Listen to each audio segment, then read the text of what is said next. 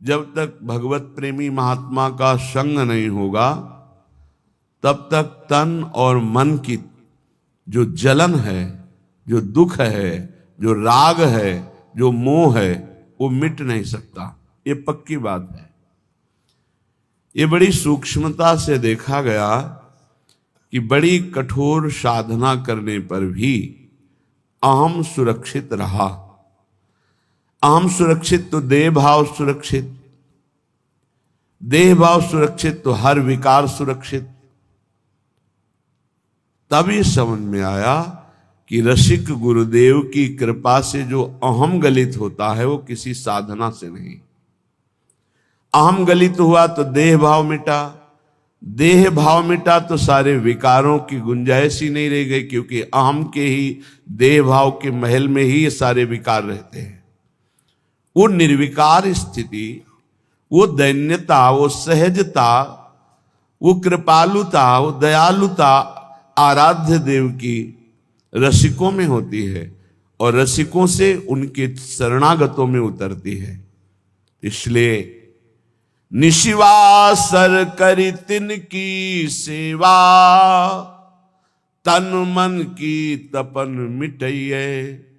तन की और मन की। तन बड़ा स्वस्थ है, खूब सुख सामग्री है, पर मन असंतोषी है, पापाचरण का संकल्प करने वाला है, भगवद विमुख चिंतन करने वाला है। वो हर समय जलता रहेगा। व्यर्थ की सोच, समय को नष्ट करना, संकल्प विकल्प करके गंदी बातों का चिंतन करना, मानो दुख का बीज बोना है। अब मन या तो प्रभु में लगेगा या जगत में लगेगा, जगत में लगेगा तो भोगों में लगेगा, भोगों में लगेगा तो पाप बुद्धि होगी, पाप बुद्धि होगी तो दुर्गति, दुख, विपत्ति, संकट। एक क्रम है। हमारा मन प्रभु में लगा हो और तन में गलित कुष्ठ हो, कीड़ा पड़ गए हो, तो भी कोई फर्क नहीं पड़ता। मान लीजिए, अभी मान लीजिए आपका शरीर स्वस्थ है तो मन को प्रभु में लगाने का अवसर है। आप बहुत कृपा पात्र हैं प्रियालाल के, उनकी कृपा को ठुकराइए नहीं। यदि आपका शरीर स्वस्थ है तो आप सोचिए, आप आसन में बैठकर बहुत अनुष्ठान पूर्वक मंत्र जप सकते हैं। आप एक आसन में बैठकर पूरी चतुरासी जी का गान कर सकते हैं। आप एक आसन में बैठकर श्रीमद राधा सुधा निधि का गान करके प्रियालाल को रिझा सकते हैं। आपका शरीर स्वस्थ है तो आपकी साधना उत्तम बन सकती है। अब शरीर अस्वस्थ है, भगवदाकार बुद्धि है, कोई परेशानी नहीं। नहीं तो शरीर जब अस्वस्थ होता है ना, तो ये मन, ये इंद्रियां, ये बुद्धि इसी शरीर में आसक्त हो जाती है। बस हाय हाय, क्लेश, चिंता, शोक यही बना रहता है। इसलिए यावत स्वस्थ विदम कलेवरम। बुद्धिमान वही है कि आग लगने के पहले आग बुझाने की भी व्यवस्था रख ले। आग लगने पर कुआं खोदना मूर्खता है।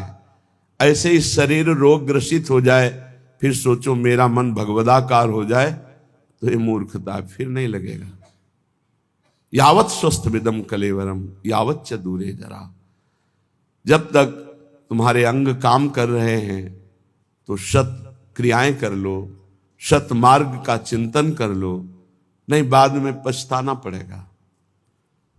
सच्ची मानिए, जब शरीर रोग ग्रसित होता है, भारी पीड़ाएं होती हैं, तो मन को प्रभु में लगाना असंभव, असंभव। अगर मन की गति पहले से प्रभु में गई है तो और जोर से भागेगी प्रभु की तरफ। अगर कहीं प्रभु में हो गई है तो कोई फर्क ही नहीं पड़ता है। निशिवासर करी तिनकी सेवा, रात दिन रसिकों की सेवा करके तन मन की तपन मिटई है। सेवा शब्द को अच्छी तरह से व्याख्या की गई है, उनकी रुचि में रुचि मिला देना, उनकी आज्ञा पर चलना। देखो, यदि कोई रसिक महापुरुष आपको स्वीकार कर लिए हैं तो ये श्री जी की अहेतुकी कृपा आपके ऊपर हुई है। उनका किसी से राग नहीं है, राग पूर्वक वो किसी से प्रेम नहीं करते, किसी से उनकी ममता नहीं है। उस सम स्थिति को प्राप्त महापुरुष यदि आपसे राग पूर्वक ममता पूर्वक बात कह रहे हैं तो आपके अहोभाग्य हैं। तू मेरा है, तू ऐसे चल, प्रियालाल को ऐसे प्राप्त कर, ये अहोभाग्य समझिए। वो अपने चिंतन को छोड़कर आपका चिंतन करके आपके दोषों की निवृत्ति के लिए आपको उपदेश कर रहे हैं। यह हेतु की कृपा लाडली जू की, आपकी तरफ वो देख रहे हैं, आपसे बात कर रहे हैं, आपको अपना मान रहे हैं, और कहीं आपको उनका उच्छिष्ट प्रसाद मिल रहा है, आपको डांट पड़ रही है, आपके अंदर उनका भय है, तो निश्चित आपका परम कल्याण कोई रोक नहीं सकता। ये बड़ी दुर्लभ कृपा प्रसादी होती है, ऐसा जिनको प्राप्त है। कौन सतमार्ग में प्रेरित करता है, कौन किसी को डांटता है सतमार्ग के लिए। तन मन जीवन वारिये भोरी, भोरी सखी है। अगर ऐसे रसिक मिल जाएं तो तन मन दोनों न्योछावर कर दो, उनकी आज्ञा पर चलो। जैसे बेटा स्वस्थ हो, खेल रहा हो, ये देखकर मां को जो सुख मिलता है वो किसी और को सुख नहीं मिलता है, और तो देखकर बस चल देगा, लेकिन सुखानुभूति मां को होती है। ऐसे ही जब कोई परमात्मा प्राप्ति के लिए साधन परायण होता है, हृदय में वो गुरु आज्ञा का पालन अक्षरशः करता है, तो जो गुरुजनों को सुख मिलता है, रसिकों को सुख मिलता है, वो कोई नहीं जान सकता। एक दृष्टि में जीवन का परिवर्तन करने की सामर्थ्य होती है। वो दृष्टि कब प्राप्त होती है? जब वो संपूर्णतया ये जान लेते हैं कि आप उनकी आज्ञा में हैं, आप उनके हैं, आप एक अक्षर भी उनकी आज्ञा का उल्लंघन नहीं करते, तो हृदय में एक आह्लाद होता है। उसी आह्लाद स्थिति में जब श्री जी के सुमिरन में गाढ़ चिंतन में होंगे, उस समय जब आपका चिंतन कर लेंगे तो आप निहाल हो जाओगे, आपके जीवन का परिवर्तन हो जाएगा। रसिक महापुरुषों की कृपा जानते हो कैसे होती? जो एकांत में प्यारे जू की सेवा में होते हैं भाव देह से, और उस समय जिसका चिंतन कर ले बेड़ा पार हो गया। उस समय जिसका चिंतन कर ले, उस समय उसी का चिंतन प्रियाजू देती है, प्रियाजू देती है, जो तन मन प्राण समर्पित करके उनकी आज्ञा में। एक होता है मुंह देखी समर्पण, मुंह देखी समर्पण, सामने हाँ जी करना और पीछे मनमानी करना।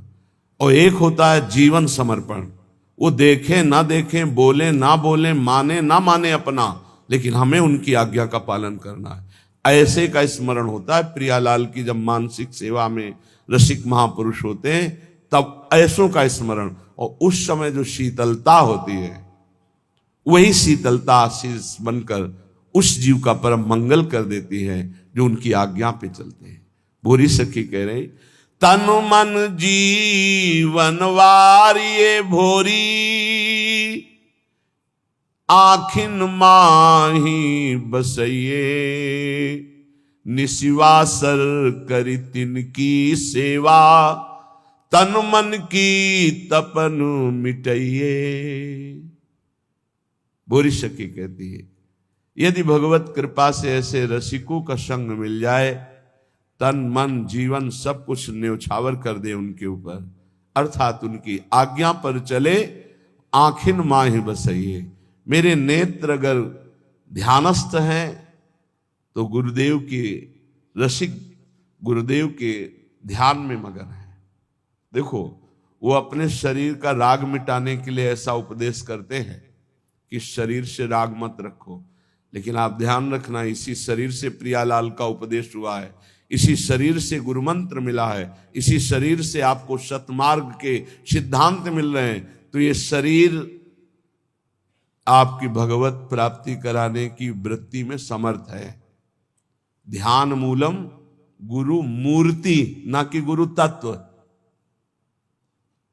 एक बात हम ही कहते हैं और एक बात यही है, ध्यान मूलम गुरु तत्वम नहीं, गुरु मूर्ति। बड़ा चमत्कार है।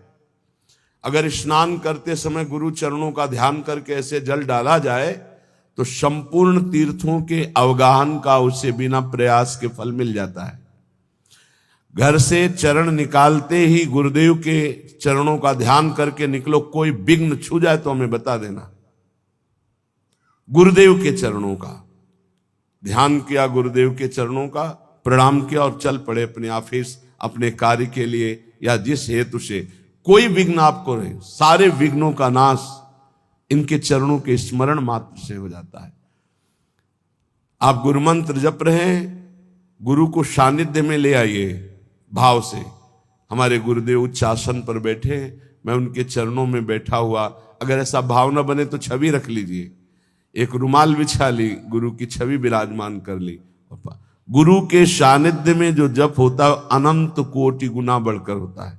जैसे वर्णन है कि घर में जो जप होता है उसे कई गुना 10 गुना बढ़कर के गौशाला में, फिर उससे बढ़कर प्रयागराज तीर्थ में, ऐसे ऐसे वर्णन है। लेकिन गुरु के सानिध्य में अनंत गुना जप का फल होता है। रसिक गुरुदेव को भोरी सखी कह रहे, आखिन माही बसइये, ध्यान मूलम गुरु मूर्ति, पूजा मूलम गुरु पदम, मंत्र मूलम गुरु वाक्यम, मोक्ष मूलम गुरु कृपा। गुरु कृपा मोक्ष मूलम। संसार से मुक्त होने के लिए मूल क्या है? गुरु कृपा है। तो रसिक संग बिनु प्रेम न होई, बिना रसिकों के संग के श्री प्रियालाल से प्रेम नहीं होता। बड़े सौभाग्य हैं जब श्री जी कृपा करती हैं तो अपने नाम रूप लीला धाम की स्थापना करने वाले रसिकों का संग प्रदान करती है। अनादौ संसारे कति नरक भोगा न विहिता, कियंतो ब्रह्मेन्द्राद्य तुल सुख भोगाश्च न कृता, तदास्मिन्नेकस्मिन्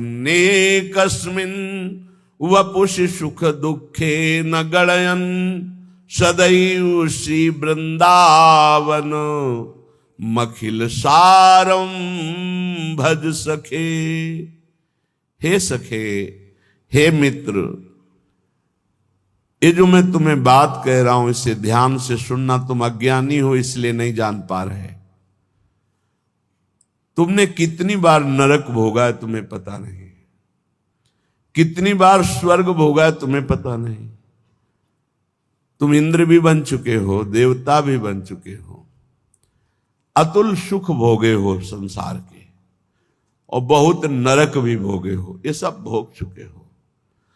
इन काम क्रोध लोभ ने बड़ा तिरस्कार तुम्हें किया है, बड़ा तिरस्कार। अंदर से देखो, जो काम के गुलाम हैं, अंदर से देखो कैसा ये नचनी नाच नचाता है, कैसा ये तिरस्कार करता है, पागल श्वान की भांति घुमाता है। गोस्वामी तुलसीदास जी ने लिखा है, पद सिर त्राण बजे, जूते पड़ते हैं सिर पे, फिर भी इसको समझ में नहीं आता। ये काम क्रोध लोभ मोह मद मत्सर ये दुर्गति की हुई जीव की है, फिर भी इसको समझ में नहीं आता। सिर पद त्राण बजे, हरिजु मेरो मन हठ न तजे। इन भोगों ने कितना तुम्हारा अपमान किया, तो स्वतंत्र विनाशी कितना परास्त हो गया। कामी पुरुष चरणों में झुकता है सिर्फ काम संयोग के लिए, कसम खाता है कि आपके सिवा मैं किसी से क्या क्या दैन्यता, अगर ऐसी दैन्यता गुरुदेव से कर देता तो परब्रह्म की प्राप्ति हो जाती। आप बोलो, आप कहो तो अभी प्राण त्याग दे, आप बोलो अभी प्राण त्याग दें, त्याग देते हैं। क्या क्या इस काम ने नचनी नाच नचा रखा है त्रिभुवन में। श्रीपाद कह रहे बहुत धैर्य पूर्वक, हे सखे, हे प्रिय मित्र, तुम्हें नहीं दिखाई दे रहा, मुझे दिखाई दे रहा है, क्योंकि त्रिकालज्ञ है, तीनों कालों का ज्ञान है। कह रहे तुमने कितने नरक भोगे तुम्हें पता नहीं। जैसे मां के गर्भ में रहे तो क्या पता हमें कैसा कष्ट था, कोई याद नहीं है। ऐसे कितनी बार तुम स्वर्ग गए तुम्हें पता नहीं। अर्थात स्वर्गिक सुख, नारकिक दुख, इनको तुम बहुत भोगे हो। इन काम क्रोध आदि दुश्मनों ने कितना तुम्हारा तिरस्कार किया। धिक्कार है, धिक्कार है। बहुत बहुत विचित्र दशा।